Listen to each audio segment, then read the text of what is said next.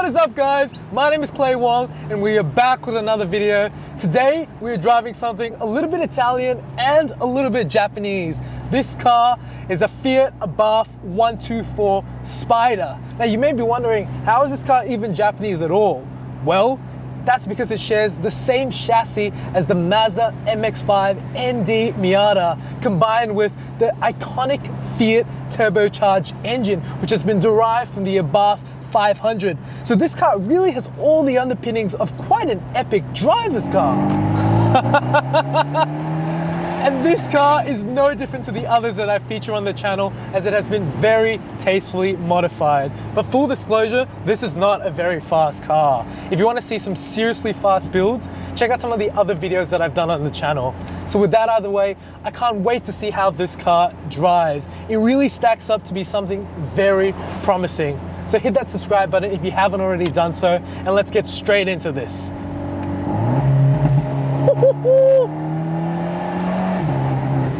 The Fiat 124 Spider has a long line of history that first began when the first production car was made in 1966. It was built for 20 years, and during that time, 200,000 vehicles were sold. It was a very popular roadster.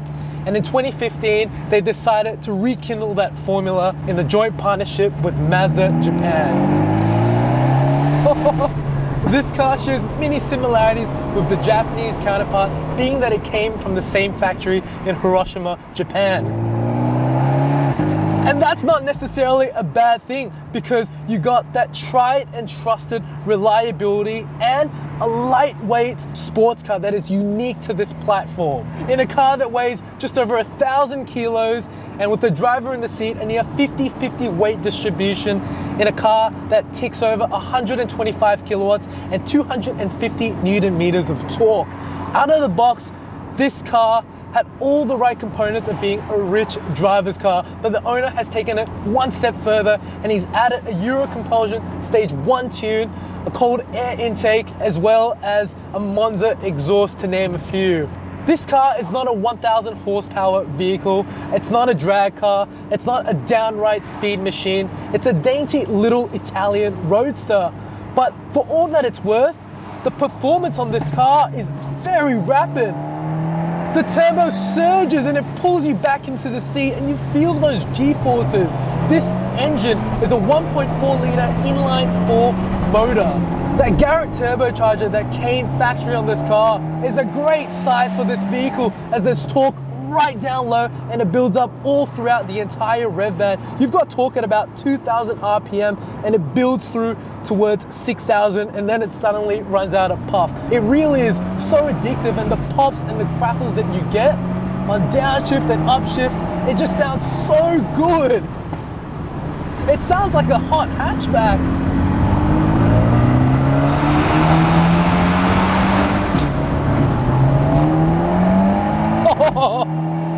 Being that this car has a turbocharged engine, it really opens the door to so many modifications, and you can really tailor this car to how you want to drive it. It's an awesome platform to start modifying. Initially, when the Fiat engineers got their hands on this car from Mazda, they were unimpressed with the handling, most notably the body roll, and they really strive to rid of that. Being that this is the Abarth edition, you had the Bilstein dampers thrown in, you had stickier tires, as well as a much loved limited slip differential, which no ND Mazda ever received. And though all of this sounds like a little bit of a trade-off, what they've achieved is something really slick.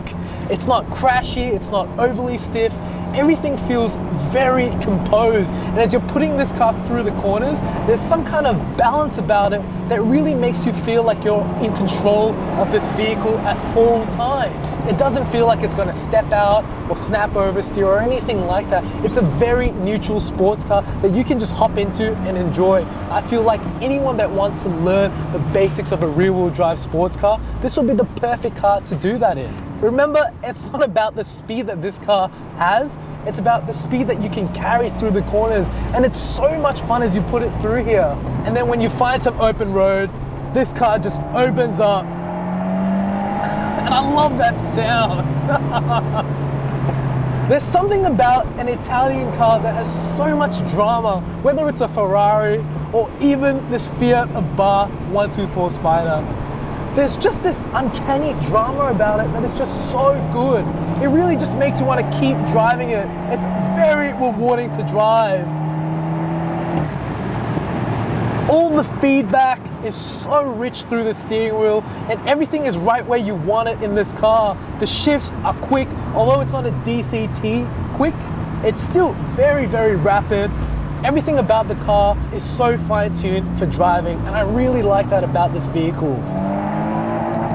Oh, it sounds so good. You really got to rev this car hard to extract all that power. But it's really rewarding because it invites you to do that. It's not a car that scares you to get up high in the revs. It wants you to get up there because that's where all the power is. And the brakes on this car are also Brembo, so it stops on a dime as well. From looking at this car from the outside, you really see the homage and the DNA from the original Fiat 124 Spider. It's been over 50 years since that car was first made, and to see that running through this car and elements of it being kept in this production model is a really awesome thing to see. And at first glance, you really couldn't tell that this car shares that same platform as the ND Miata. These cars couldn't look more different. The quad tailpipes really look super tough at the back. It looks unlike any Mazda. Now the entire interior has been lifted from the ND MX-5 Miata. However, you do have some Italian quirks to it. You've got the red gauge for the tachometer here.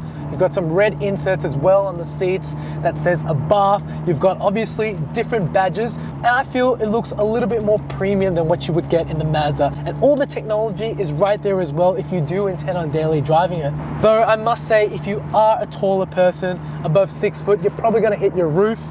The steering wheel is only adjustable up and down. It's not a telescopic rack, so you can't pull it out and towards you. You do sit relatively high in the seat, and I do kind of wish I sat a little bit lower. And there isn't a whole lot of room in this cabin either.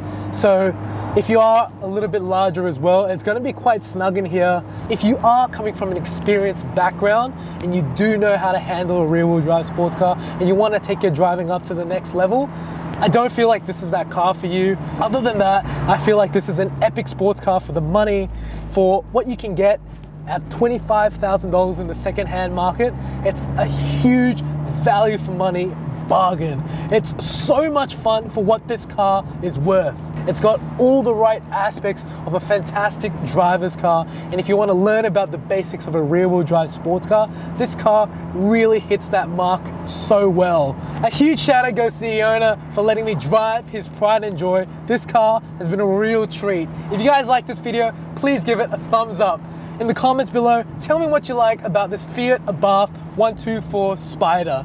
And as well as that, please consider subscribing because it really helps out the channel. And I will see you guys in the next video. Please take care. Bye for now.